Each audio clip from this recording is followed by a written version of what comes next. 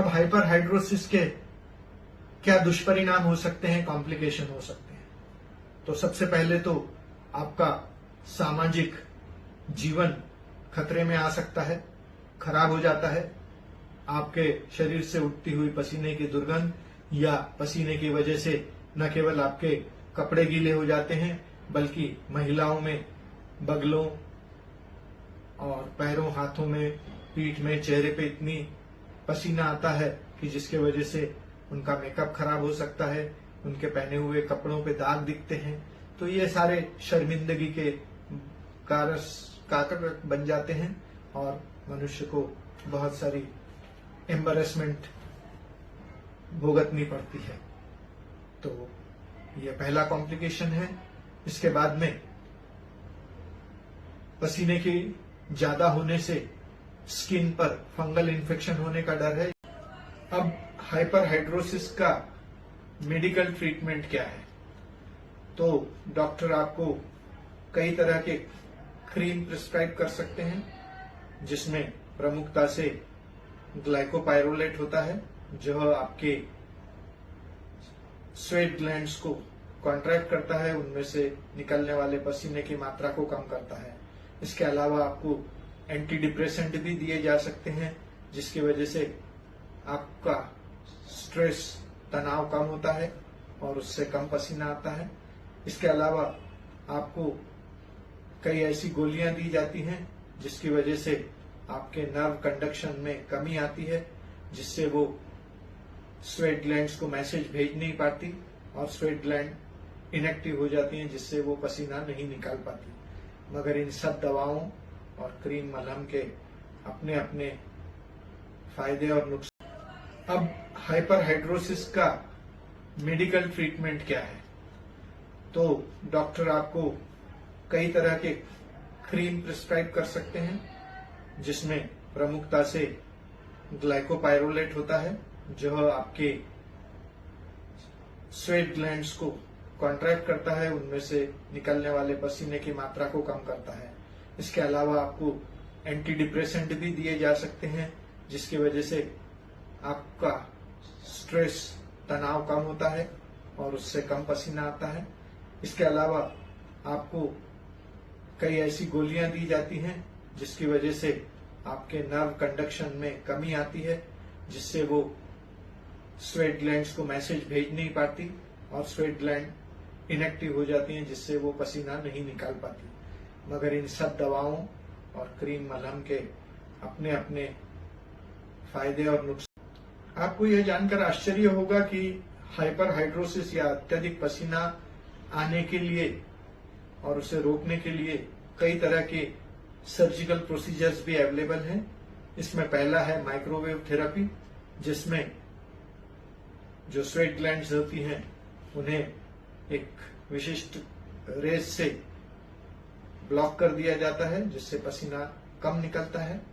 इसके बाद में फोटो एब्लेशन थेरेपी होती है, जिसमें भी स्वेट ग्लैंड्स को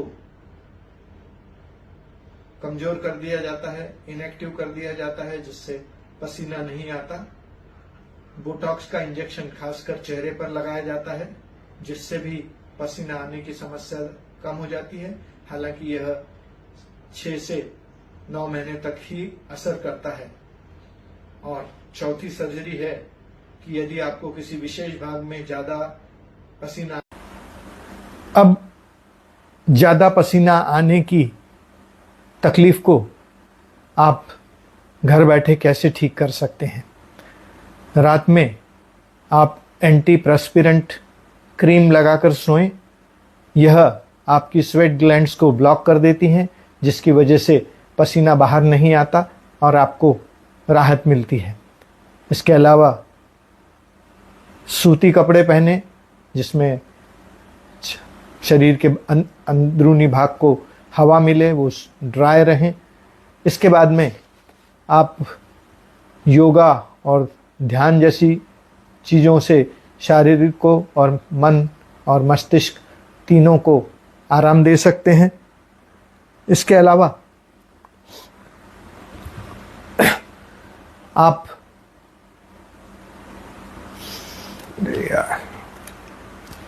अब पसीने से बचने के कुछ घरेलू उपाय। अपने आहार में ग्रीन टी और गेहूं के जवारे का जूस इस्तेमाल करें, इससे पसीना कम आता है। इसके अलावा ऑयली चीज़ों को कम कर दें। नींबू पानी पिए, इससे भी पसीना कम होता है। साफ और सूती कॉटन के हवादार कपड़े पहने। तेज तीखी मिर्च मसालेदार चीज़ें ना खाएं, इससे भी बहुत पसीना आता है। तो यदि आपको किसी विशेष भाग पर ज़्यादा पसीना आता है तो वहाँ पर आलू का एक स्लाइस रगड़ कर देखिए, इससे भी पसीने में कमी आएगी। आप नियमित रूप से नहाएं, डिओड्रेंट का इस्तेमाल करें। इसके अलावा रोज़ 1 कप ग्रीन टी अवश्य पिएं। प्राकृतिक चीज़ों से बने हुए शू वेयर इस्तेमाल करें, इससे भी आपको पसीने में कमी आएगी। अपने मोजे हर दूसरे दिन बदलें, जिससे मोजों में पसीने की दुर्गंध ना रहे। इसके अलावा जहाँ संभव है वहाँ पर नंगे पैर चलें, पैरों को हवा लगने दें, जिससे भी पसीना कम होते आता है। पसीना दूर करने के कुछ आयुर्वेदिक या प्राकृतिक उपचार। धनिए का बीज का चूरा बनाकर रात में पानी में भिगो दें और उसे सवेरे पी लें, उससे भी आपका पसीना कम होता है। 20 ग्राम खस की जड़ को 20 ml पानी में भिगो दें और दूसरे दिन अपने रेगुलर वाटर में उसे मिलाकर सिर्फ वही पिएं, उससे भी पसीना कम होता है। इसके अलावा सफ़ेद चंदन का लेप आप उन जगहों पर कर सकते हैं जहाँ पर ज़्यादा पसीना आता है।